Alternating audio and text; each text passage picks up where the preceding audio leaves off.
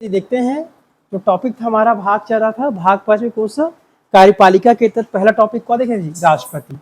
तो याद रखिएगा 52-61 ये आर्टिकल राष्ट्रपति संबंधित है, पूछा ही जाता है। ठीक है, तो सबसे पहले याद रखिएगा एक हमारा अनुच्छेद 52। अब बोलिएगा जी 52 क्या कहता है, मतलब ये सीधा कहिए राष्ट्रपति के पद के बारे में बताया है। अब उसके बाद आपको एक्स्ट्रा जो जानते हैं उसे याद कीजिएगा, पद कहाँ से आया, ब्रिटेन से आया। ठीक है, और उसी 53 में क्या बोला गया है, जो राष्ट्रपति होगा वो कार्यपालिका का प्रमुख होगा, कार्यपालिका प्रमुख। अब याद रखिए जी कार्यपालिका प्रमुख भी दो प्रकार की होगी। ठीक है, तो एक को हम लोग क्या कहते हैं, वास्तविक। तो हमेशा याद रखिएगा वास्तविक कार्यपालिका प्रमुख वही होगा जो जनता के द्वारा चुन के आएगा।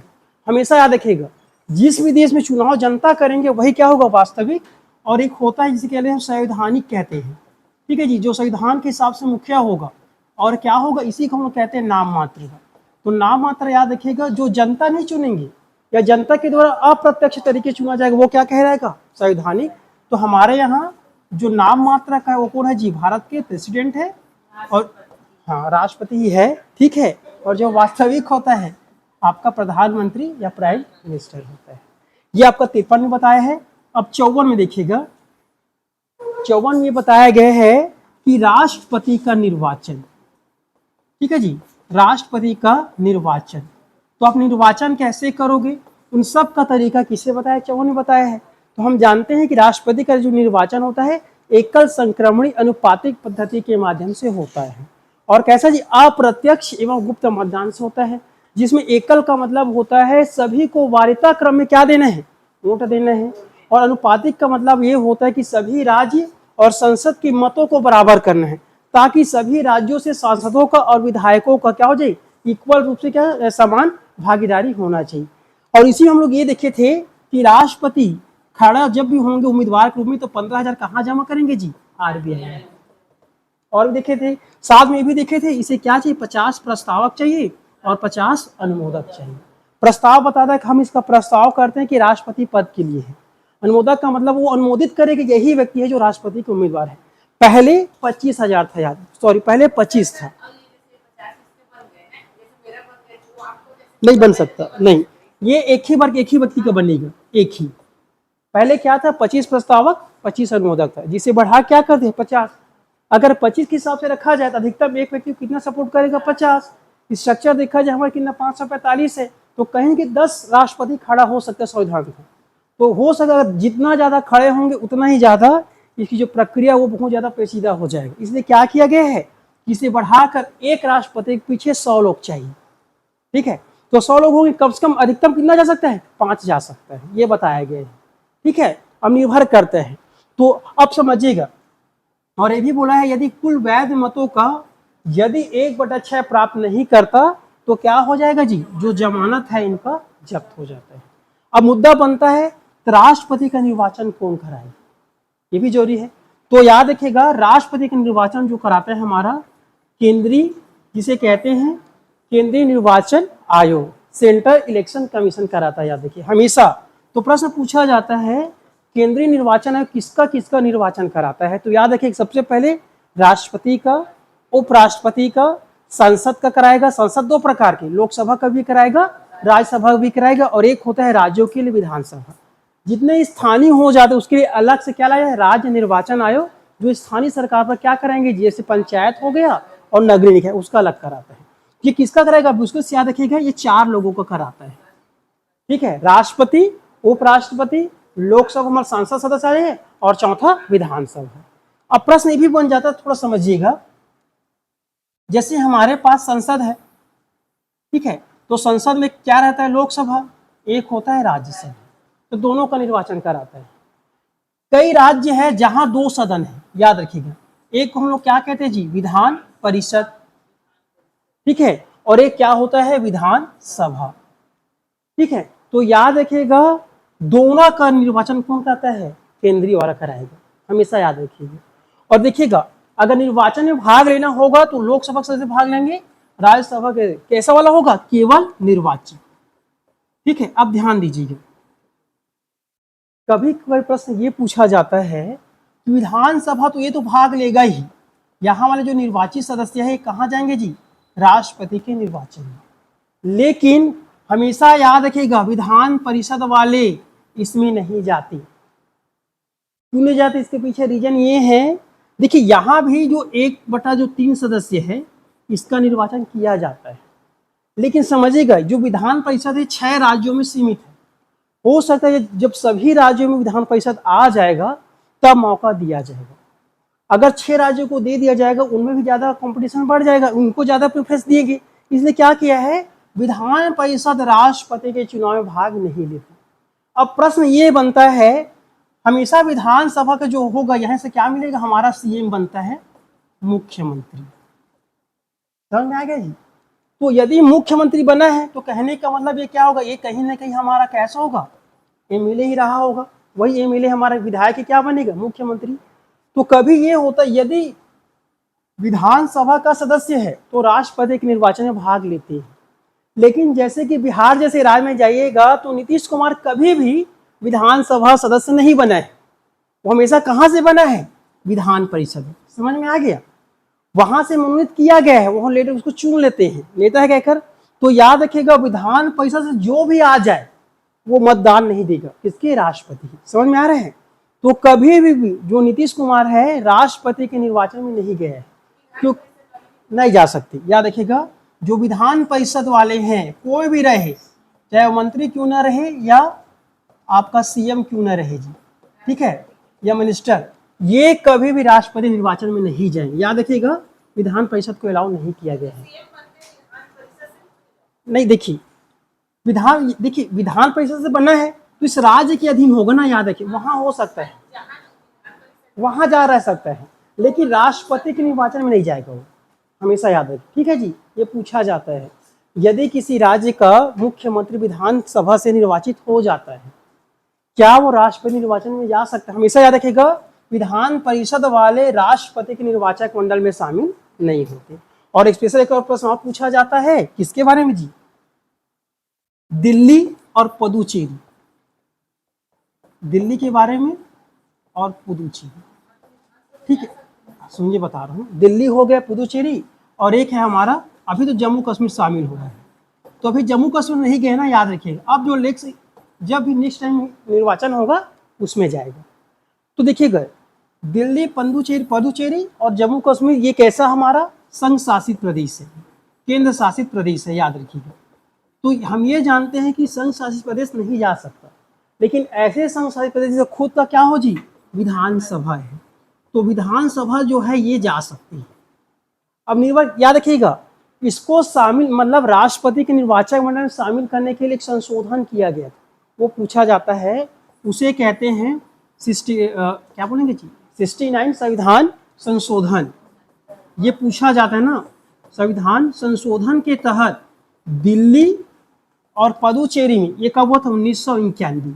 इसमें क्या लाया, विधानसभा का गठन किया गया था, पहले नहीं था, याद रखिएगा पहले नहीं था। ये कब आया है, याद रखिएगा 1991 में आया है। क्या बोले, अरे बता रहा हूँ अभी, और सुनो यहाँ जो बोल रहा हूँ सब कह देखिए, ये समझ में आ गया। तो स्टार्टिंग तो होगा पुदुचेरी हो गया, और दिल्ली में जनसंख्या नहीं रहा होगा, जब जनसंख्या ज्यादा बढ़ गया तो कब आया पूछेगा, 1991 से वहां आया। जब आमिर हो गया तो इसको निर्वाचक मंडल में शामिल करने के लिए क्या करेंगे जी, 70वां संविधान, क्या क्या होगा, 70वां संविधान संशोधन 1992 की, ये पूछा जाता है। दिल्ली पुदुचेरी राष्ट्रपति के निर्वाचक मंडल में कब शामिल हुआ, तो 1992 में हुआ, हमेशा याद, एक ही लाइन है। कौन सा संविधान संशोधन किया गया था, 70वां संविधान संशोधन।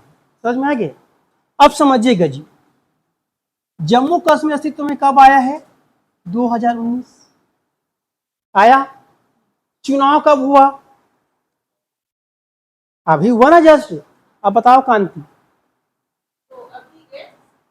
अभी राष्ट्रपति चुनाव हुआ है तब। कहने का मतलब भाई जम्मू कश्मीर तो राष्ट्रपति शासन चल रहा था, सब जानते हैं। जब राष्ट्रपति शासन चलेगा तो यहाँ पे तो कोई है ही नहीं, कहां से जाएगा। अब काम कब से कर रही है, 2024 से कर रहा है। हमारे राष्ट्रपति चुनाव कब 2023 में हुआ, अगला कब होने वाला होगा 28 में। 28 में चुनेंगे अगला राष्ट्रपति। तो जब भी 28 वाले में होगा तो जम्मू कश्मीर किस में जाएंगे, 28 वाले। समझ में आ गया, क्लियर हुआ? और पूछ लो फिर आगे बढ़ूंगा। चलिए आगे बढ़े। ये फैक्ट याद रखिए जी, 17वां 1992 में क्या आया है, दिल्ली और पुडुचेरी क्या बन गए हैं, निर्वाचक मंडल में शामिल हुआ। अगर पूछेंगे दिल्ली और पुडुचेरी विधानसभा कब आया, 1991 में। कौन सा संविधान संशोधन, 69वीं। ठीक है जी, समझ आ गया। अभी हमारे यहाँ जम्मू कश्मीर शामिल नहीं है, याद रखिएगा। अलग से करना पड़ेगा, जब निर्वाचन आएगा तब फिर करेंगे, याद रखिएगा, होगा भी। लेकिन माना चाहता है कि जम्मू कश्मीर कैसा है, यहाँ खुद का विधानसभा है, क्योंकि जनसंख्या बहुत ज्यादा है, इसलिए इसे ऑटोमेटिक आ जाता है। लेकिन जब भी निर्वाचन होगा एक अधिसूचना जारी किया जाएगा कि जम्मू कश्मीर लोग जाएं, क्योंकि अभी चुनाव हुआ है 2024 में, अभी मतलब 24 में सक्रिय हुआ, इसलिए याद रखिए शामिल करना पड़ेगा। ठीक है, उससे पहले क्या था जी, ये विशेष राज्य में था। जब विशेष राज्य में था तो स्वतः जाते थे, याद रखिएगा, ये पहले जाता था ये ना, याद रखिएगा। लेकिन अब कैसा हो गया है, ये राज्य नहीं रहा है, ये केंद्र शासित प्रदेश बन चुका है, इसलिए इसे परमिशन लेना पड़ेगा, मतलब अधिसूचना किया जाएगा। अभी नया मुद्दा बन रहा है, यहाँ के जो सीएम कौन है जी, अब्दुल्ला, ठीक है, उमर अब्दुल्ला ने क्या लिया, एक ऑर्डिनेंस पास किया है और बोले हैं कि जम्मू कश्मीर को अब मतलब केंद्र शासित प्रदेश से पूर्ण राज्य का दर्जा देना चाहिए। ये आदेश गए, हो सकता है चुनाव के चलते इसे पूर्ण राज्य का दर्जा दिया जा सकता है, ये प्रस्ताव है। और याद रखिएगा अभी इलेक्शन था तो वहां पर अमित शाह ने बोला भी था हमें पार्टी में लाइए और क्या दीजिए, तो देखिए उसका फायदा कौन उठा दिया, अब्दुल्ला। अब सोचे कि अगर देखिए अगर मान नहीं आया तब कर सकते थे, तो दूसरा पार्टी तो भी बनाया जा सकता है ना, इसीलिए क्या किया है, वहां की विधानसभा से एक अध्यादेश जारी कर दिया और मतलब प्रपोजल आया होगा, कहाँ भेजा होगा, केंद्र सरकार। अब केंद्र सरकार करेगा उसके ऊपर निर्भर करता है, याद रखिए। देखेंगे अगर सुरक्षा की दृष्टि से देखा जाए तो किया जा सकता है, क्योंकि याद रखिएगा जम्मू का जितना भी घटना होगा उस राज्य का दायित्व नहीं होगा भैया, क्योंकि सुरक्षा पूरा मामला किसका होगा, केंद्र सरकार का। जो पहलगाम जैसे अटैक हुआ था तो देखोगे वहां पर सीएम की एक शब्द नहीं बोला गया है। क्यों नहीं बोला गया है, रीजन यही था क्योंकि उसका दायित्व है ही नहीं वहां पे, किसका था, केंद्र सरकार। लेकिन यही यदि मान लिया जाए कौन हो जाता जी, सीएम रहते, तो वहां केंद्र सरकार किसको आ देते थे, सीएम के बारे में बोलती। हो सकता है अगर चूक हो जाता तो ऐसे अवहेलना में कुछ भी किया जा सकता, याद रखिएगा। ठीक है, तो अभी फिलहाल केंद्र शासित प्रदेश है तो पूरा दायित्व किसका रहता है, केंद्र सरकार का रहता है। 21 में पता चला, 55 में। ठीक है जी, अब 55 आइएगा, देखिएगा 55 दो चीज बताता है, राष्ट्रपति का कोटा, ठीक है, राष्ट्रपति का कोटा। और याद रखिएगा कई बुक में इसे क्या कहा गया है, रीति के तौर पर भी जानते हैं। रीति कहने का मतलब है राष्ट्रपति विजय कैसे घोषित होगा, कल भी बताया था। कोई भी यदि प्रेसिडेंट खड़े होते हैं तो जितना भी टोटल जो मत है जी, याद रखिएगा उसको कैसे करते हैं, जो भी उम्मीदवार है, जो भी क्या आपके पास उम्मीदवार है उस उम्मीदवार में एक ऐड कीजिएगा, जो उत्तर आप प्राप्त कर रहे हो उसमें आप एक ऐड कर दीजिएगा। ये क्या है, इसी फॉर्मूला से हमारा क्या निकल जाता है, कोटा निकल जाता है कि कम से कम यदि राष्ट्रपति बनना होगा इसे पार करना पड़ेगा, इसका जो अधिकतम पाएगा वो होगा, याद रखिए। तो ये किसे हमें 55 में बताया है, कैसे होगा पूरा रीति इसी को कहते हैं, याद रखिए। ठीक है, अगला आएगा जो में हम प्रारंभ करने वाले हैं। अब देखिए जी, संविधान को याद करने का बहुत सारा ट्रिक है, मैं ट्रिक नहीं बता रहा हूँ, ऐसे याद कीजिए जैसे पकानी कोको दुयो दशम, आप आसानी से याद कर सकते हो। लेकिन ट्रिक याद करने का नुकसान ये होता है कि एक भी अगर भूले ना तो क्वेश्चन पूरा गलत हो जाता है। उससे अच्छा आप ऐसे याद कीजिए, 3 बार पढ़ेंगे आपको याद हो जाएगा। ठीक है जी, तो देखिए अब हम लोग पढ़ते हैं अनुच्छेद, क्या पढ़ेंगे, 56। ये मोस्ट एमपी है। ये कहता है राष्ट्रपति का क्या होगा जी, पदावधि। पदावधि कहने का मतलब है कब तक पद ग्रहण करेंगे, ठीक है, यही होता है। तो याद रखिएगा राष्ट्रपति बनने के बाद, राष्ट्रपति निर्वाचित होने के बाद 5 साल तक, 5 साल तक पद में रहते हैं। याद रखिए, ये रीजन याद रखिए। हमेशा क्या होगा जी? 5 साल तक। समझ आएगा? एक बार राष्ट्रपति बन गया, वो 5 साल तक रहेगा। अब कंडीशन देखते हैं। तो ये तो हो गया, कब तक रहने वाले हैं? 5 साल तक रहने वाला है। कौन से कंडीशन में अपना पद को खाली कर सकते, ये भी पूछा जाता है, इसी में बताया गया है। तो 56 का क कहता है कि यदि क्या दे जी? त्याग पत्र। क्या देगा? त्याग पत्र। तो याद है, त्याग पत्र किसे? अपने समतुल्य को देता है, याद रखिएगा। तो इसके समतुल्य किसे माना जाएगा? उपराष्ट्रपति। ठीक है, तो याद रखिए उपराष्ट्रपति। इसीलिए राष्ट्रपति और उपराष्ट्रपति की जोड़ी को रंगा बिल्ला की जोड़ी कहा जाता है। याद रखिएगा, ठीक है। तो याद रखिए, त्याग पत्र किसको देंगे? उपराष्ट्रपति। और उपराष्ट्रपति किसको सौंपेंगे जी? राष्ट्रपति। अब प्रश्न बनता है, जब त्याग पत्र सौंपते कैसे देखते हैं? तो राष्ट्रपति हमेशा याद रखिएगा हस्ताक्षरित, ठीक है जी, हस्ताक्षरित त्याग पत्र सौंपेगा। याद रखिए, हस्ताक्षर करके देगा, याद रखिए, ठीक है जी, तभी मान्य होता है। दूसरा, यदि राष्ट्रपति ने क्या कर दिया जी? संविधान का अतिक्रमण कर दिया, संविधान का अतिक्रमण। अब कई बार प्रश्न पूछा जाता है या समझ में नहीं आएगा, सर संविधान का अतिक्रमण कैसे होगा? ठीक है, संविधान का अतिक्रमण कहने का मतलब होता है कि राष्ट्रपति संविधान के उपबंधों के अनुसार नहीं चल रहा है। जैसे किसी विधेयक को उसे क्या करना, या तो स्वीकृति देना रहता है या रोक के रखा रहता है, ठीक है जी, या क्या करे, पुनर्विचार के लिए भेज देता है। अब ये उस अपनी पावर का मनमाने तरीका से इस्तेमाल कर रहा है। राष्ट्रपति कार्यपालिका को हर बात में टोका टाकी कर रहा है। जैसे दिल्ली केस याद होगा, दिल्ली वाले वहां की जनता को हमेशा नुकसान करते रहते थे। तो सुप्रीम कोर्ट एक्टिव हुआ और बोला कि आप राज्यपाल हो, उपराज्यपाल हो, आप अपनी मर्यादा में रहिए। ये बोला था, आपका काम है जो विधेयक आता है उसको सत्यापित कीजिए है कि नहीं है। बाकी आप उस सलाह को आप नहीं दे सकते। सलाह चलाने की जनता ने उनको चुना है, वो चलाएंगे, आप नहीं चलाएंगे। तो उसी प्रकार संविधान जो है, राष्ट्रपति क्या करे, वो सोचेगा मैं शासन चलाऊं, तो क्या हो जाएगा? संविधान का अतिक्रमण। हुआ कि नहीं हुआ? जब संविधान का अतिक्रमण होता है, निकालने के लिए प्रक्रिया जिसे कहते हैं इम्पीचमेंट या महाभियोग प्रक्रिया, ये सबसे मोस्ट एमपी है जो 61 में बताया है, देखेंगे आगे ना। तो संविधान का अतिक्रमण होने पर महाभियोग के द्वारा क्या किया जाएगा जी? पद से हटा दिया जाएगा। समझ में आ गया? ये दो रीति है जिससे त्यागपत्र करोगे। तीसरा समझिएगा, अगर बोला नहीं चाहिए निर्वाचन अवैध हो जाए, वो तो अलग बात है, छोड़ दीजिएगा।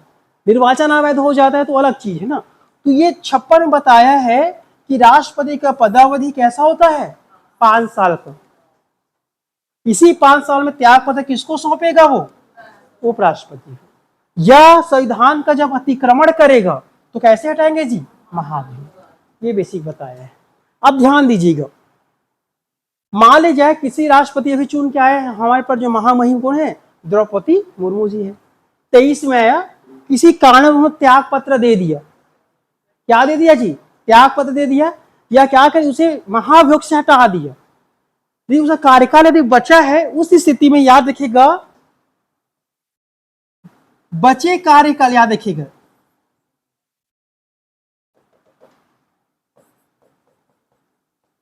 राष्ट्रपति क्या देगा जी? त्याग पत्र एवं किससे हट गया? महाभियोग। या क्या लगे इसके ऊपर? मृत्यु हो गया। ये 3 कंडीशन है। क्या बोल रहे हैं? राष्ट्रपति ने क्या दे दिया? या त्याग पत्र दे दिया, या इनके ऊपर क्या लग गया जी? महाभियोग हो गया, या क्या हो गया? इनकी मृत्यु हो गया। तो क्या किया जाता है? याद रखिएगा यथाशीघ्र 6 माह में क्या कराया जाएगा? हमेशा 6 माह के अंदर में क्या होगा? चुनाव। अब याद रखिएगा 6 माह में चुनाव होगा, तो इसके जगह पे क्या है? हमें क्या मिलेगा जी? नया राष्ट्रपति। तो याद रखिएगा एकमात्र पद यही अपवाद है, जब भी राष्ट्रपति बचे कार्यकाल के लिए आता है वो हमेशा फ्रेश कार्यकाल के लिए आएगा। ठीक है, नया राष्ट्रपति कार्यकाल हमेशा कैसा रहेगा? 5 साल। याद रखिएगा हमेशा। जैसे कि याद रखिएगा किसी को चुनाव क्या हुआ जी? 23 में हुआ, इनका कार्यकाल समाप्त होना था 28 में, इसी कारण से हम लोगों को चुनाव करा दिए 27 में। ठीक है, तो याद रखिए, मत बोलेगा जो 1 साल कार्यकाल बचे उसके 1 कार्यकाल के लिए नया राष्ट्रपति आएगा। तो जब भी 27 में चुनाव होगा कहां चला जाएगा इसका कार्यकाल? 32 में। ये समझ में आ गया? ये देखेंगे तो राष्ट्रपति हमेशा 5 साल के लिए आएगा, किसी भी कारणों से हमेशा 5 साल ही आता है, याद रखिएगा हमेशा। ठीक है, कैसे रहेगा जी? क्योंकि ये कहा जाता है कि राष्ट्रपति किसी का जूठा नहीं खाता, फ्रेश पद है ना, याद रखिएगा। अगर दूसरों को लिए उसका बचा कार्यकाल होगा ना तो एक प्रकार जूठा नहीं हो जाता है। तो ये माना जाता है कि जब भी आएगा क्या होगा जी, हमेशा इसका कार्यकाल कैसा रहेगा? 5 साल। ठीक है, ये सब किसने बताया है? आपका 56 ने बताया है।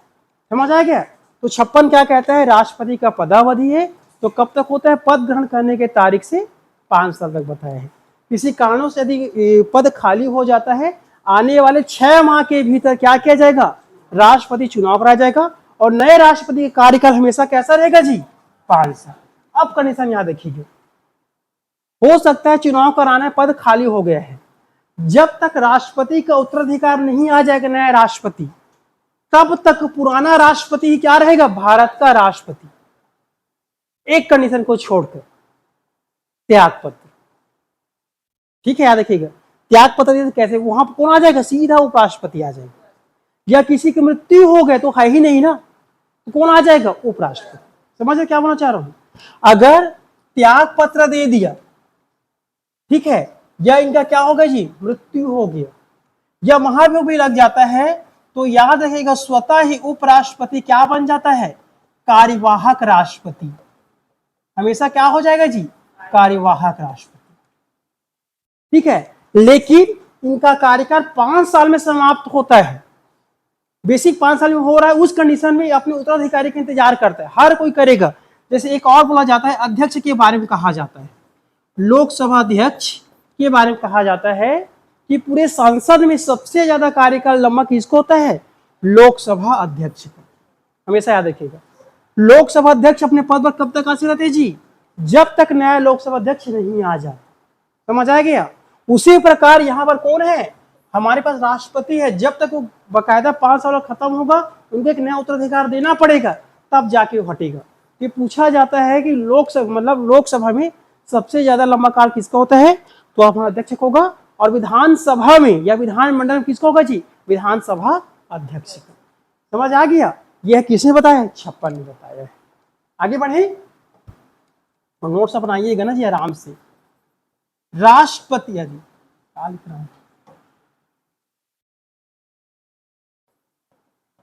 अनुच्छेद 57, ठीक है जी। अब समझिएगा अनुच्छेद 57 क्या कहता है? क्या कहता है? राष्ट्रपति का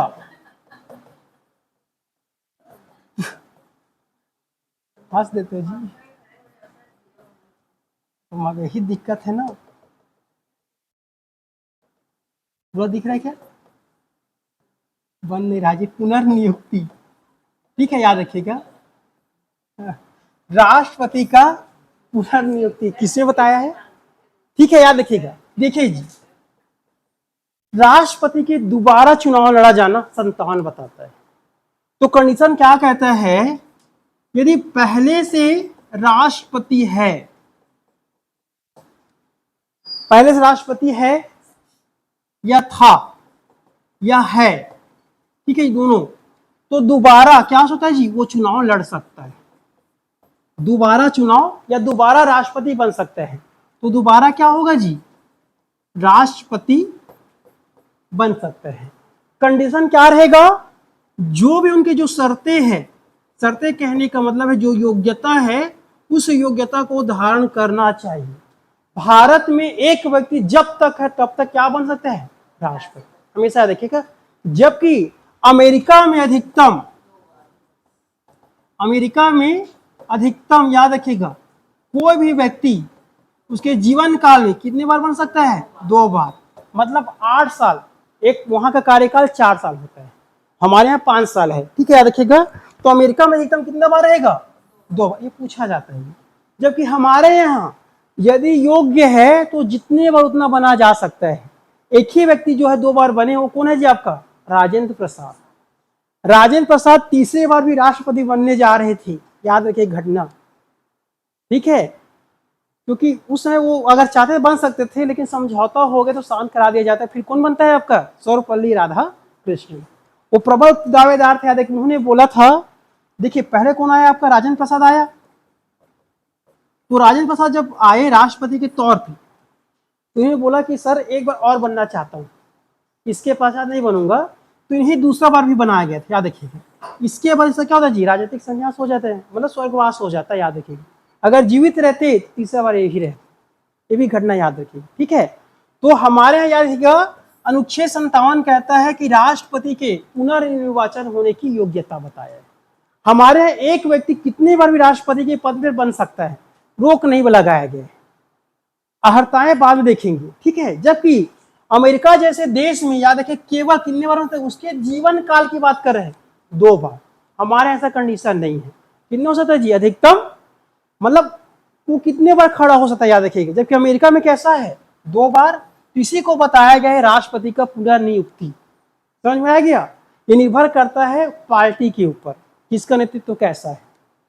यदि राष्ट्रपति अच्छा निकल गया तो चाहते तो सरकार को हम आगे देंगे 78 के तहत प्रयोग करता है, वो प्रधानमंत्री को सलाह दे सकता है कि सरकार कैसे चला रहे हो मेरे नाम से, कि सरकार तो उसी के नाम से चलेगा, वो आदेश देगा कि कैसे चलाना नहीं चलना है। समझ आ गया जी? तो राष्ट्रपति चाहे तो बहुत कुछ पावर दिया है, लेकिन पार्टी से खड़ा होने की वजह से क्या किया जाता है? वो पार्टी के समक्ष कुछ नहीं बोलता। इसीलिए पार्टी से हटाकर अलग व्यक्ति को चुना जाना चाहिए, तब फिर देखिएगा। अगर ऐसे करेंगे तो टकराव आ जाएगा। मैं ये नहीं बोल रहा हूँ जी जैसे कि बीजेपी वाले कांग्रेस चुनी या कांग्रेस वाले बीजेपी की चुनी, नहीं बोल रहा हूँ, तो उससे बिल्कुल टकराव होगा। टकराव से बचने तरीका ये कि अच्छा कार्य करना होगा, आम जनता को बना दो, जो पढ़ा लिखा हो भाई, जो जाने संविधान है क्या चीज। होगा क्या? सरकार मनमाने तरीके से कुछ विधेयक लाता है, तो याद है कि हर विधेयक जब तक राष्ट्रपति साइन नहीं करेंगे तब तक रिपोर्ट नहीं मिलता। अब राष्ट्रपति अपने मन से कुछ नहीं पढ़ता जी, उनको पूरा स्टाफ मिला रहता है, वो बताएगा कि हाँ सही है कि नहीं है। अगर राष्ट्रपति को लगता है कि तरीके से अच्छी नहीं है, तब क्या कर सकता है? अपना वीटो लगा सकता है, ये पावर दिया गया है। लेकिन अब हम लोग करते क्या है? यदि मान लिया जाए बीजेपी है शासन में और उसका व्यक्ति वहां पहुंचा है, बीजेपी कुछ भी ला दे, वो पास हो जाता है। होता है कि नहीं होता है? तो इससे क्या हो जाता है कि जो होना चाहिए एक्चुअल में वो विकास नहीं हो पाता। ये सबसे बड़ी सी क्या जी कमी हमारे यहाँ। तो पार्टी से नहीं आना चाहिए। और जबकि ये बोलता है कि यदि बड़ा पद जो आ जाता है, जैसे राष्ट्रपति खो गया और आपको जो गवर्नर का राज्यपाल का है, ये पार्टी से नहीं आना चाहिए। आप जब इस पद में चले जाते हो तो आपका होना स्वतंत्र होना चाहिए, पार्टी की तरफ आपका रुझान नहीं होना चाहिए। समझ आ गया? देखिए अब बता रीजन क्या हुआ। न्यायपालिका ने कार्यपालिका के कार्यों में हस्तक्षेप किया, ठीक है। तो अभी देखिएगा बताया, तो राष्ट्रपति ने अपने पावर का इस्तेमाल करके न्यायपालिका को पूछा है ऐसा आदेश क्यों दिया है। न्यायपालिका राष्ट्रपति नहीं पूछा है, इसे जो व्यक्ति बैठे थे कार्यपालिका वाले, कौन लोग पूछे होंगे जी? प्रधानमंत्री अध्यक्षता वाले। ऐसा कैसे किया जा रहा है? समझ में आया? क्योंकि उन्होंने सही चीज बोला था कि भाई एक राज्यपाल किसी वीडियो को अधिकतम 3 महीने में उसे फैसला देना पड़ेगा ना, 4 साल क्यों रोक के रखेगा? न्यायपालिका ने सही कहा, कोई जो राज्य का चीज है गवर्नर कितने दिन रोक के रखेगा? वो हो सकता है उसका राजनीतिक पीड़ित हो जाए, ठीक है जी। इसीलिए कहा गया है कि कार्यपालिका न्यायपालिका का पृथक्करण होना चाहिए, और यहाँ पर भी बात चल रहा है। इसीलिए न्यायपालिका भी जैसे बोलते आदेश देते कि आप ऐसा काम करो कहकर, इसका कटाक्ष कौन करते हैं? कार्यपालिका। आया कि नहीं है? इसीलिए कल भी देखो हो न्यूज में आया था 143 का 2 का प्रयोग किया राष्ट्रपति, और सुप्रीम कोर्ट से जानते हैं कि सलाहकारी ये है कि सर्वोच्च न्यायालय से सलाह लेना। तो राष्ट्रपति ने सलाह मांगा, क्या इस मुद्दे पर सर्वोच्च न्यायालय सलाह दे सकता है? उन्होंने पूछा। समझ आएगा जी? तो देखिए फिर यहाँ पर टकराव हो गया। टकराव हुआ कि नहीं हुआ? तो ऐसे भी गतिरोध होना दिक्कत हो जाता है। जबकि लीगल चीज में सही चीज बताया था, लेकिन कार्यपालिका ने बोला कि आप हमारे कामों में कैसे क्या कर रहे हो जी, दखलंदाजी कैसे कर रहे हो? भाई हमारी राज्यपाल है, हम आदेश दे रहे हैं 1 साल तक रखे या 10 साल तक रखे, तुम कौन होते? वो उसका ये कहना होगा, ये बता रहा हूं। लेकिन नहीं, आप कैसे आदेश दे दी? क्योंकि उन्हें क्या किया जी, अधिकतम सीमा 3 माह कर दिया। अगला ध्यान दीजिएगा, इसके बाद 3 माह में ये बताना होगा राज्यपाल को क्या स्वीकृति देगा या राष्ट्रपति के पास ट्रांसफर करे, ये बताना पड़ेगा। लेकिन अभी क्या चल रहा है, राज्यपाल बताता ही नहीं है, वो भी अपना वीटो पावर लगा दे रहा है। सेम घटना छत्तीसगढ़ में हुआ, मुद्दा बता रहा हूं, आरक्षण लगा था। कल पता चला है कि कभी भी हमारे जो पूर्व कौन था राज्यपाल जी, क्या नाम है उनका, यूके थी ना, हाँ, वो क्या करने वाली थी, हस्ताक्षर करने वाले थी। अगर इन पता चलता कि दूसरे जगह घेर दिया गया है, हुआ कि नहीं हुआ जी, तो ये पता चलता कि हमारे कार्यपालिका कैसे यहाँ पे इंटरफेयर कर रहा है। समझ में आ गया, क्योंकि यहाँ पर लगा था। सोचो अगर उस समय, याद रखेगा जी, अगर यूके ने साइन कर देता, ओबीसी को आरक्षण कितना मिल जाता है बताइए, 27% आरक्षण था उस टाइम, था कि नहीं था जी। तो क्या हुआ, यहां पर लोग करते हैं स्वेच्छा से लगाते हैं, लेकिन चाहते नहीं है कि वहां से ऐसा कुछ हो जाए, याद रखिएगा। तो ये हुआ था मुद्दा, इसे बता रहा हूं। पावर बहुत कुछ दिया गया है, अगर शासन अच्छी तरीके से चला जाए तो भारत का कल्याण हो सकता है। लेकिन यहाँ शासन चलाया जाता है राजनीतिक महत्वाकांक्षा की वजह से, कि हम दोबारा पार्टी में कैसे आए। ये नहीं देखा जा रहा कि कल्याणकारी कैसे करने की, एक बार कर दिए कि हमेशा याद करें, नहीं, उनको एक ही मतलब है कि हम बार बार आए। और दूसरी सबसे बड़ी खामी ये है, एक ही व्यक्ति उस पद को बार बार आ जा रहा है, या कोई सभी रहे। जैसे कि कई साल तक कौन रहा, नेहरू रहा, उनकी भी कमी है, एक बार मौका दो उसको, ठीक है जी। मैं नहीं बोल, उसके बाद अभी कौन दोबारा बैठ गया जी, मोदी आ गया, दूसरा को दो ना भाई, बहुत अच्छा से चली। तो इससे क्या होता है कि हमारा जो सोच है वो संकीर्ण चला जाता है। सच्ची बता रहा हूँ, मेरा तो विचार है भाई, बाकी नहीं पता, सबको मिले, ठीक है। चलिए, अनुच्छेद 58, और पता है समस्या किस बात का है, वो देखोगे ना, पूरा कहानी बता दिया, पुनर्नियुक्ति, ठीक है जी। देखिएगा, अभी सबसे बड़ी समस्या बता रहा हूं, ये लोग जो भूतपूर्व जो कार्य कर लिए उसके बारे में चर्चा चलते, वो बेकार लगता है। नहीं जी, उसने उस सिचुएशन में क्या किया है वही जान सकते हैं। जैसे समझिएगा, अभी कोविड हम लोगों ने फेस किए कि नहीं किए, आने वाले साल में हमारा जो टेक्नोलॉजी और स्ट्रांग हो जाएगा, होगा कि नहीं होगा, तब आगे के फैसला में लगे कि भारत देश में कोविड जैसा लोग आया, इतने लोग मरे यार, उसने प्रधानमंत्री कौन, नरेंद्र मोदी, ये कैसे मूर्खता कर दिया, एक मुद्दा आ सकता है, वहां आ सकता है। लेकिन अभी देखा हम लोग टेक्नोलॉजी उतना इंप्रूव हुआ ही नहीं हम लोगों ने ना, याद रखिएगा। तो याद, जो फैसला भी है जिस समय में वो आगे जाएंगे, हमें मूर्खतापूर्ण लगता है, जबकि इसका औचित्य बनता ही नहीं है, क्योंकि उस समय के हिसाब से वो सही डिसीजन था। हम आज तक लॉकडाउन के बारे में नहीं जानते थे, याद रखिएगा। लेकिन जाने नहीं, हो सकता आगे हमारे पास ऐसे टेक्नोलॉजी आ जाए, हम लॉकडाउन की नौबत ही ना आए, और इससे भयानक बीमारी भी देखने को मिल जाए, हो सकता है। क्योंकि उस समय हम लोग एडवांस हो जाए रहेंगे ना, तो हमें लगेगा, पीछे मुड़ के देखेंगे ना, अरे यार ऐसा कार्य किया गया था। जैसे कि अभी हम लोग बनाते हैं जी, जैसे अभी मनाने वाले 25 जून को संविधान हत्या दिवस, लायक नहीं लाया, इंदिरा गांधी ने सबको जेल में डाला था जी इमरजेंसी के समय में, तो क्या नाम नया दे दिया उन लोगों ने, संविधान हत्या दिवस। जो भी हो गया, वैसे हो तो आगे जाकर कोई नया पार्टी आएगा, इसे कुछ और नाम रख देगा। तो कहने का मतलब, ये लोग पीछे नहीं देखते कि उस समय सिचुएशन कैसा रहा होगा, आगे देखा जाता है। इसीलिए हमेशा जब भी देखेंगे ना, बुराई पास्ट काल किया जाता है, ये है, ठीक है। अगला समझते हैं, ठीक है जी, राष्ट्रपति की अहर्ताई, ठीक है जी। तो राष्ट्रपति की क्या होगा जी, आपका अहर्ताई है। अहर्ताई कहने का मतलब है योग्यता। राष्ट्रपति पद में बनने के लिए आपको कौन कौन सी, आपको क्या चाहिए, योग्यता चाहिए, ठीक है। तो ध्यान दीजिएगा,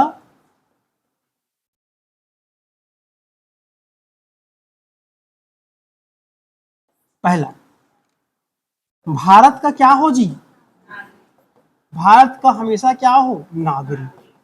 जबकि अमेरिका क्या कहता है, अमेरिका का जन्मजात नागरिक हो, ठीक है, याद रखिएगा। मतलब अमेरिका का राष्ट्रपति भारत से नहीं बन सकता, बल्कि आप वहां जाके आप नागरिकता ग्रहण कर लें, क्योंकि ये कहता है कि वहां जो व्यक्ति जन्म लिया है वही होगा।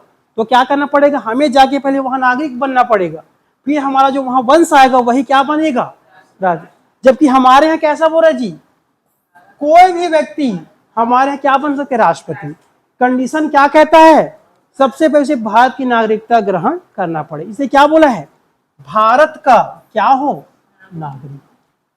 तो समझिएगा, एलन मस्क कभी सोचा कि अब मैं छत्तीसगढ़ का क्या लूंगा, नागरिकता लूंगा, मतलब भारत नागरिकता, समझे जी। सबसे बड़ी पार्टी है कि नहीं है। अगर वो चाहे तो यहाँ मुश्किल से कितना साल रहना पड़ेगा, 11 साल, 11 साल भी नहीं रहना पड़ेगा, 6 साल नियम आ गए हैं। 6 साल के बाद वो राष्ट्रपति का दावेदार बन सकता है, समझ आ गया है। क्योंकि ये क्या है, भारत का क्या चाहिए, नागरिक होना चाहिए, हमेशा बोला गया। जो भी व्यक्ति, ये नहीं बोला कि जन्म से क्या होना चाहिए, अमेरिका में बताया गया कि जन्म से होना चाहिए। हमारा कैसा जी, भारत का नागरिक होना चाहिए। दूसरा योग्यता, उनकी आयु, उनकी आयु क्या होना चाहिए, 35 साल से, 35 वर्ष से कम हो। मैं भी जान रहा हूं, ज्यादा होना चाहिए, ठीक है। याद रखिएगा, उनकी आयु क्या होना चाहिए, 35 वर्ष से ज्यादा। लेकिन मुद्दा ये जी, हमारा जो भी राष्ट्रपति बनता है 60 साल से ज्यादा बनता है, ये समस्या है। अगर 35 साल वाले बंदे को बना दिया, किसी को बना दे, उसमें सोचने की पावर रहता है, ठीक है जी। और व्यक्ति 60 साल 65 साल वाले को बनाओगे तो क्या करे, लास्ट में आगे से सरकार का विरोध नहीं कर पाता। देखिए क्या बोला है, 35 साल वाले हैं, हम तो आए ना इस कैटेगरी में, राजन भैया को बना देते हैं, राजन भैया को बना देते हैं, मान लीजिए। तो राजन भैया को बना दी, सब एक ही पढ़ा लिखा है, लगेगा सरकार है तो सबसे बड़ा पावर वही है जी। तो वैसे व्यक्ति को बनाया जाए जो सोच सकता है कि नहीं। राजन भैया राष्ट्रपति से, मतलब प्रधानमंत्री से ज्यादा वो खुद दौरा करेंगे, मैं खुद जाऊंगा ऐसे की, सच्ची बता रहा हूँ। अब जिसका 60 साल खत्म हो चुका, कहाँ घूमेगा जी, है कि नहीं है। तो इसीलिए अभी क्या दिया गया है, 35 साल होना चाहिए, तो सभी एक्चुअल में विकास होगा। लेकिन हमारे यहाँ कैसा बनता है, किसी का भी देख लीजिएगा 60 साल वाला ज्यादा बनता है, तो ये सबसे बड़ी खामी है, ठीक है।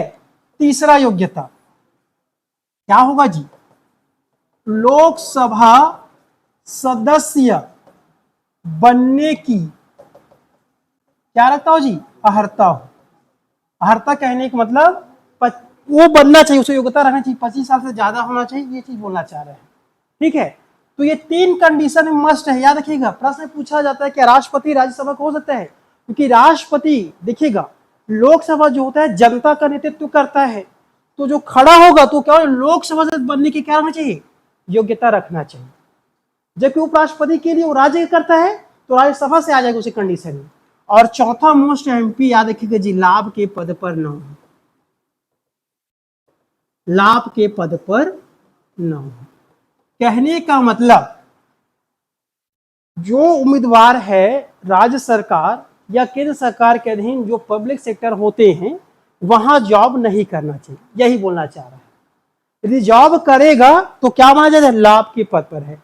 खड़ा होना होगा तो क्या करना पड़ेगा, उसे पद से त्याग पत्र देना पड़ेगा, तब जाके होगा, ठीक है जी। जैसे हमारे यहाँ केस में आया था, ओपी चौधरी पहले क्या थे, हमारे यहाँ कलेक्टर थे, पहले विधायक बनने के लिए क्या छोड़ा होगा, कलेक्टर को छोड़ा होगा। बाप रे, पहले विधायक में हार गए, सोचो कैसा बीता होगा। आज हम उसके लिए क्या करें जी, कि तैयारी करें, छोड़ना नहीं चाहते। वो उसकी माइंड देखो ना जी, वो कलेक्टर को छोड़ दे किस में आने के लिए, नेतागिरी आने के लिए, और हार भी हो जाती है, अलग बात। और कैसे बीता होगा फिर, दोबारा जीता अलग मुद्दा है, लेकिन समझिएगा जी, उम्मीद था कि मैं इसको छोड़ के एक मंत्री बन जाऊंगा, तो मंत्री भी नहीं बना ना जी, तो क्या रहा होगा, दोबारा वापसी अच्छा किया और मंत्री बन गया, जैसे भी रहा, ठीक है। तो ये क्या होना चाहिए, लाभ के पद पर नहीं होना चाहिए। ये 4 कंडीशन हैं जो राष्ट्रपति के हरताएं बताते हैं। ये सभी योग्यता जिसमें भी होगा वो राष्ट्रपति नहीं बनेगा, बनने की योग्यता रखता है, वो खड़ा हो सकता है, डिसाइड भी करेगा, उसका 50 प्रस्तावक होगा, 50 अनुमोदक होगा, इलेक्शन होगा, वो बात कंडीशन है।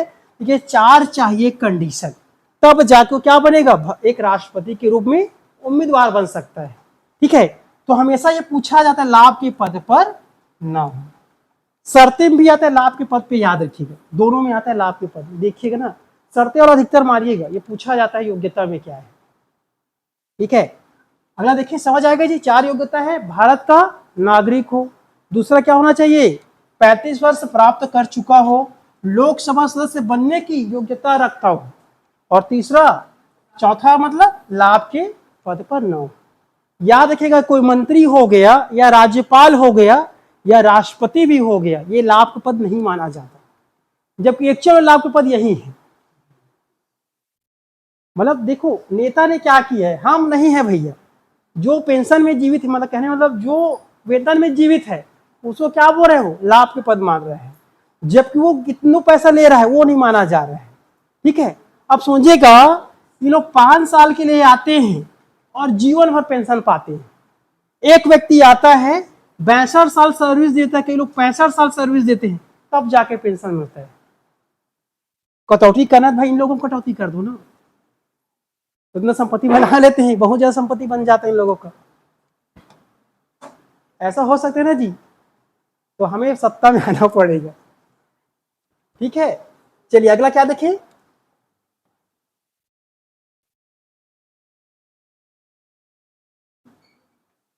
फिफ्टी 59। ठीक है जी, ये है हमारा राष्ट्रपति की पद की शर्ती। ये मोस्ट एमपी जी, याद रखिएगा, शर्तें मोस्ट एमपी है।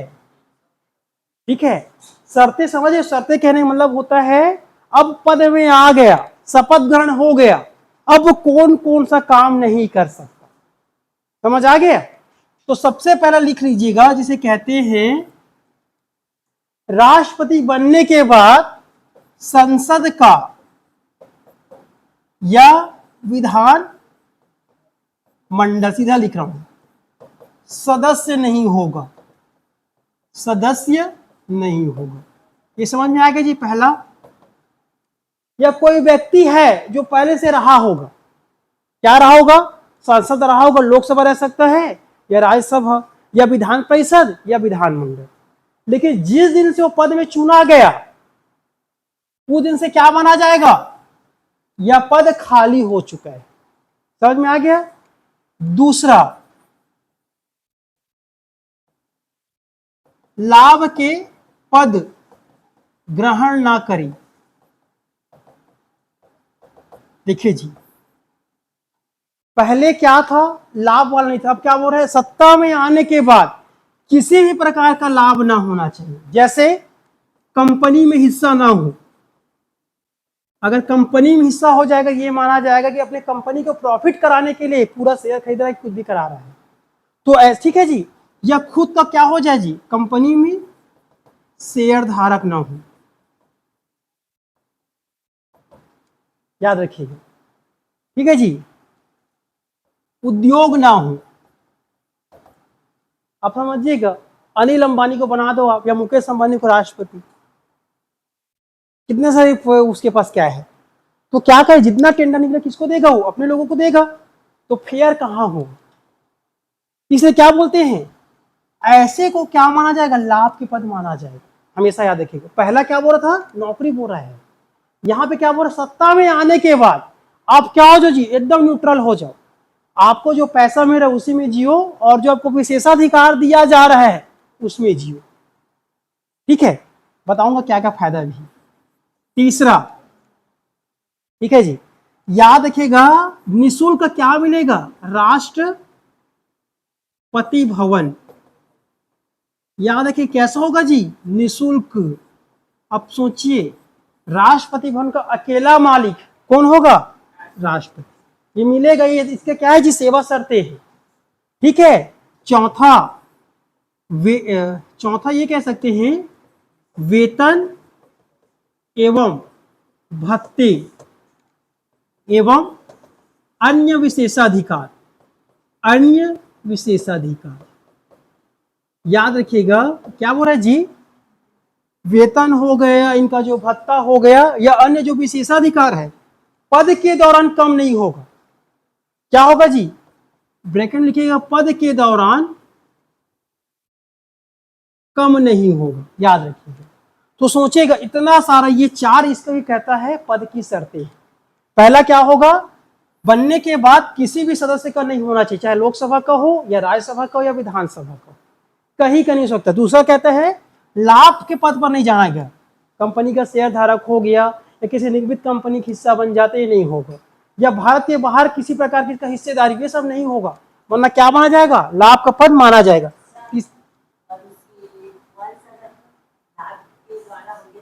बताऊंगा, ये भी देख लीजिए, मैं बता देता हूँ।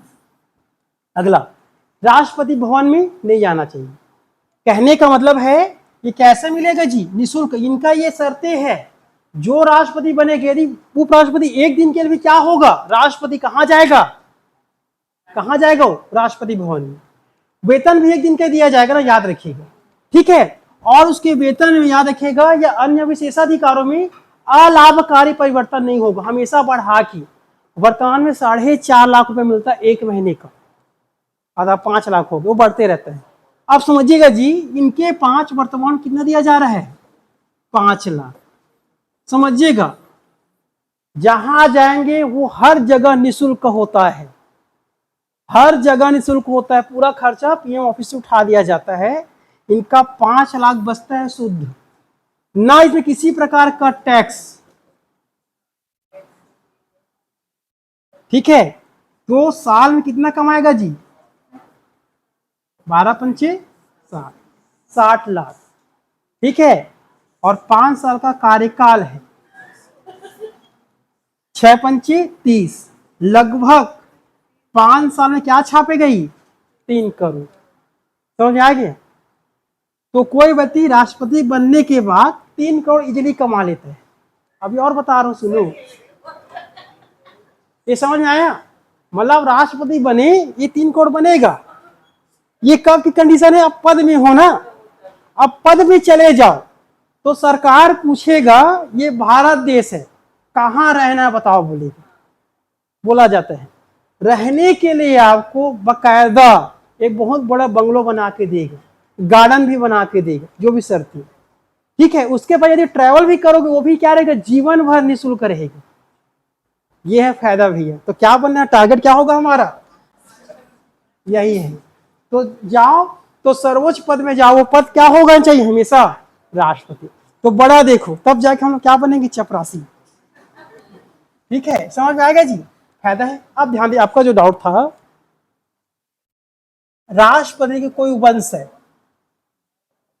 ठीक है जी, याद रखिए। वंश मतलब उसका जो उत्तराधिकारी है वो कोई भी पद में रह सकता, उससे मतलब नहीं हो। अगर वो प्रॉफिट कराता है तो देखा जाता है कार्रवाई अलग से करेंगे। ये किसके लिए है, जो राष्ट्रपति में पद है उसके लिए, याद रखिएगा, ये उसके लिए है। ऐसा मामला आज तक नहीं आया है, लेकिन हो जाए, ये राष्ट्रपति के पद के लिए, वंश से मतलब नहीं, जो तो उसका अधिकार है। अगर लगता है कि उसके वंश को बेनिफिट हो रहा है तो उनके ऊपर इंक्वायरी बैठाया जा सकता, देखिएगा वाकई हो रहा है कि नहीं हो रहा है, तब माना जाएगा कि राष्ट्रपति ने क्या किया जी, संविधान का उल्लंघन। अब लगाओ, क्या लगाओ, महाभियोग। समझ में आ गया। तो ये है तरीका, ऐसा नहीं होता, याद रखिएगा, ठीक है जी। भाई राष्ट्रपति महाभियोग नहीं लगाओगे, कौन बैठा है, अध्यक्ष बैठा है। अध्यक्ष कहने का मतलब प्रधानमंत्री के उसके ऊपर सिर है, याद रखिएगा। प्रधानमंत्री जब तक प्रोटेक्शन है, राष्ट्रपति कोई नहीं निकाल सकता।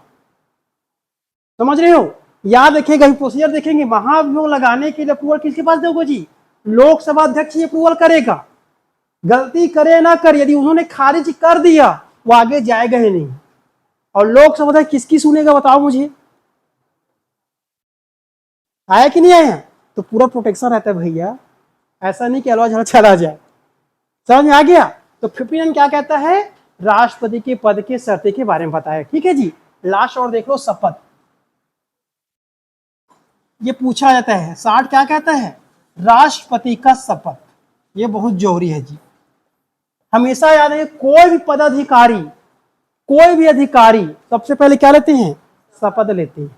तो शपथ डालते हैं। शपथ किससे चर्चा है, संविधान के अनुसूची 2 में बताया, एक प्रारूप बनाया है, उस प्रारूप के तहत क्या लिखेगा। तो शपथ क्या होगा, अनुसूची 2 में, हाँ 3 में है ना, 3 में कि 2 में है जी, हाँ 3 में, अनुसूची 3 में प्रारूप के अनुसार, ठीक है जी। अब समझिएगा, अब ध्यान दो थोड़ा सा।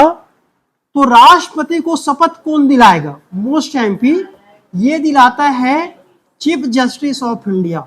हमेशा याद रखिएगा, भारत के मुख्य न्यायाधीश कौन दिलाएगा जी, चीफ जस्टिस ऑफ इंडिया, ठीक है। यदि कुछ कारणों से बपरा कहां चला गया, घूमने चला गया, या इनका तबियत खराब हो गया, या उस दिन अब्सेंस हो गया, इसकी अनुपस्थिति में याद रखेगा जी वरिष्ठ न्यायाधीश। अब याद है कि वरिष्ठ न्यायाधीश कहां जाएगा? सुप्रीम कोर्ट से। मान ले जाओ ये भी चला गया, ठीक है, तो कोई और होगा वरिष्ठ, इसके जूनियर, वो दिलाएंगे। ये क्रम चलता रहेगा, कोई ना कोई होगा वहां वरिष्ठ के तौर पर। अब ये प्रश्न नहीं बनेगा भैया सर सभी सभी चले गए, कोई ना कोई एक रहता ही है, ठीक है, याद रखिएगा, ठीक है। तो ये क्रम हमेशा चलेगा। याद रखिए इसे कहा जाता है, कौन दिलाएगा जी? हमेशा चीफ जस्टिस ऑफ इंडिया, उनके अंशेष में कौन? वरिष्ठ। और ऑप्शन में जोड़ देना, अगर ये दोनों भी चले गए तो कौन आ जाएगा? अगला वरिष्ठ, अगला वरिष्ठ, अगला वरिष्ठ, कोई ना कोई एक जगह होगा। अब सोचेगा एक साथ सुप्रीम, मतलब सुप्रीम कोर्ट को हाईजैक कर लिया, तब कौन दिलाएगा? ये भी प्रश्न बनता है। हो गए ना? तो राज्य के हाई कोर्ट कोई होगा, वहां कोई ना कोई तो सुप्रीम माना जाए, वरिष्ठ माना जाएगा, वहां से आएगा, समझ आएगा। लेकिन शपथ ग्रहण होगा भैया, कहने का मतलब ये है, ठीक है क्या जी? शपथ ग्रहण कराना ही पड़ेगा। तो हमेशा कौन दिलाते हैं? चीफ जस्टिस ऑफ इंडिया, ये हमेशा रहता है। लेकिन संविधान ने बना दिया गया कुछ आपात स्थिति हो गया तब क्या होगा, उस कंडीशन में क्या ऑप्शन बनाए हैं? वरिष्ठ न्यायाधीश, ठीक है, याद रखिएगा। ये बताता है शपथ। कल डिटेल से बताऊंगा। 61 मोस्ट एमपी है महाभियोग, ये है क्या चीज, ठीक है जी, महाभियोग कल बताना है, ठीक है, याद रखिएगा, ठीक है। होगा क्या ऐसे, इसमें क्या चीज है, इसमें आधा नहीं पढ़ा रहा हूं, तो एक बार मैं पूरा रिपीट कर देता हूं जहां तक हम लोग पढ़े हैं। बताइएगा 52 क्या कहता है? पद हुआ, आप ही लोग बोलेगा जोरदार भैया। 53, अरे बाकी लोग भी बोलो, याद नहीं कर रहे हो क्या जी? प्रमुख बताया है, कार्यपालिका प्रमुख किसने बताया है? 53 में। और 54 क्या कहता है जी? राष्ट्रपति निर्वाचन। निर्वाचन जानते, एकल संक्रमणी, अनुपातिक पद्धति, अप्रत्यक्ष, गुप्त मतदान से। फिर उसमें हम लोग क्या पढ़ेंगे? राष्ट्रपति का निर्वाचक मंडल पढ़ेंगे, कितना पैसा जमा, हर चीज किसमें पड़ेगा? 54 में। 55 क्या कहते हैं? राष्ट्रपति के निर्वाचन की रीति या कोटा। 56 क्या बोलता है? पद की शर्तें 5 साल तक, आने वाले नए राष्ट्रपति कार्यकाल भी क्या होगा? 5 साल तक। 57 क्या कहता है? राष्ट्रपति पुनर्नियुक्ति होने की योग्यता, ठीक है। 58 क्या कहता है? राष्ट्रपति की पद की अर्हता है, क्यों, कौन सी योग्यता होना चाहिए? 58। 59 क्या कहता है जी? राष्ट्रपति बनने के बाद उस पद की गरिमा क्या है? गरिमा उसी को हम क्या कहते हैं? शर्तें कहा जाता है। और 60 क्या कहता है? राष्ट्रपति का शपथ। तो शपथ कौन दिलाते हैं? सुप्रीम कोर्ट के मुख्य न्यायाधीश, चीफ जस्टिस ऑफ इंडिया, उनके उसके ऑप्शन कौन है जी? वरिष्ठतम न्यायाधीश। और 61 क्या पढ़ेंगे? महाभियोग। एक प्रश्न याद रखिएगा, संविधान में जब भी राष्ट्रपति शपथ लेता है, जब भी शपथ लेगा तो शपथ में 3 चीज बोला जाता है, सिर्फ यही बस लेगा, याद रखिएगा। वो है संविधान का लेता है शपथ, और क्या बोलेगा जी? संविधान का प्रतिरक्षण, संवर्धन एवं रक्षण करूंगा, इसकी शपथ लेता है, याद रखिएगा। बाकी सब लोग क्या बोलेंगे जी? मैं गुप्त, मतलब कानून रूप से, या मंत्री लोग हमेशा कानूनी लेगा और गुप्त रूप से लेगा, इसीलिए मंत्री लोग गुप्त बातों को नहीं बताते, मंत्री हमेशा गुप्त लेगा। लेकिन राष्ट्रपति किसका लेगा जी? ये पूछा जाता है, हमेशा किसका लेगा? संविधान का। और जितने प्रशासनिक अधिकारी होते हैं, कर्मचारी होते हैं, वो लेंगे मैं जो संविधान है और जो कानून के अनुसार क्या तो अपनी पद की गरिमा बना के रखूं। सबका अलग अलग होता है, और सबका चर्चा किसमें किए गए हैं? अनुसूची 3 के प्रारूप में बताया है, याद रखिएगा, ठीक है। ये समझ में आ गया? ये किसका लेता है? हमेशा संविधान की संवर्धन करेगा, रक्षण करेगा, और क्या करेगा जी? प्रतिरक्षण करेगा। तो यहां सबको समझ आया? किसी को डाउट जी?